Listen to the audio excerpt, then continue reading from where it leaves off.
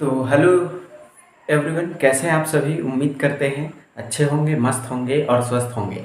आज हम लोगों के पास क्लास 11 फिजिक्स में चैप्टर नंबर 5 जो है स्टार्ट हो चुका है, जिसका नेम है गति के नियम या न्यूटन के गति के नियम, लॉस ऑफ मोशन। ठीक है, तो चलिए डिस्कशन करते हैं। तो पहला टॉपिक हम लोगों के पास है बल। क्या होता है? फोर्स, जो कि यहाँ दिया हुआ है। तो बल याद रखिए, आप जब किसी वस्तु पे बाह्य बल लगाते हैं, बाहर से बल लगाते हैं, अपने द्वारा बल लगाते हैं, या तो उसकी गति अवस्था या उसकी विराम अवस्था या उसके आकार या आकृति में परिवर्तन होता है या परिवर्तन करने का प्रयास करते हैं, यही बल कहलाता है। ठीक है, जैसे आपने बल लगाकर किसी पत्थर को छोटे छोटे टुकड़ों में तोड़ दिया तो उसका आकृति चेंज हो गया, तो ये बल है। या गति कर रहे हुए किसी गाड़ी को आपने बल लगाकर रोक दिया, तो ये जो होता है बल होता है। तो चलिए परिभाषा लिखते हैं।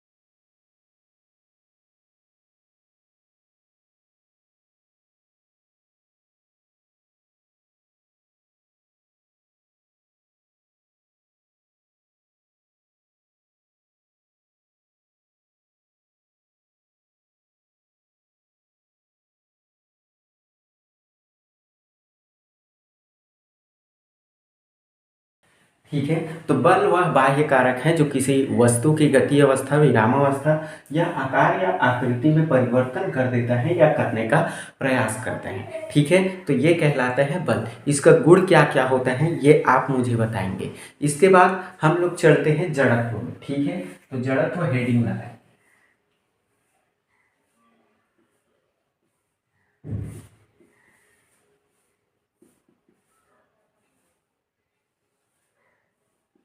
जड़त्व क्या होता है? जड़त्व भी एक प्रकार का बल होता है। ठीक है, तो जड़त्व की परिभाषा मैं बता देता हूँ। यदि कोई वस्तु गति अवस्था या विराम अवस्था में है तो वह तब तक गति करता रहेगा जब तक उस पर कोई बाह्य बल ना लगाया जाए, या वह तब तक विराम अवस्था में रहेगा जब तक उस पर कोई बाह्य बल ना लगाया जाए।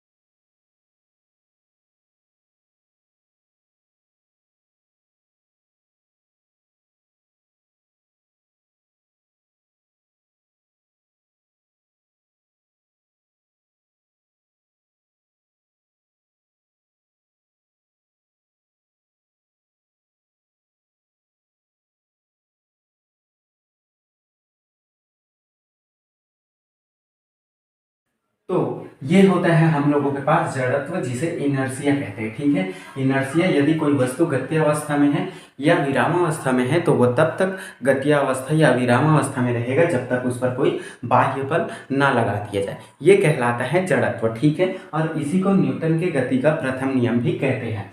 अब ये जो होता है वो दो प्रकार के होते हैं।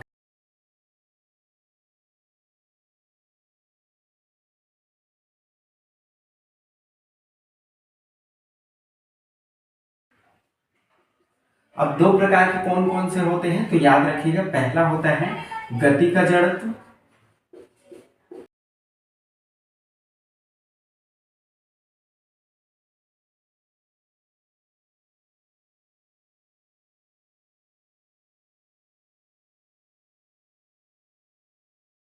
ये होता है गति का जड़त्व और विराम का जड़त्व। तो दोनों पे डिस्कशन करते हैं।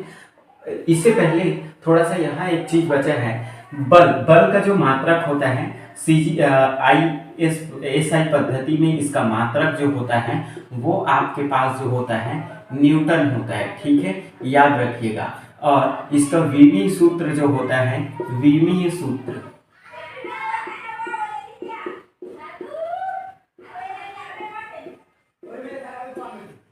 mLT की पावर माइनस।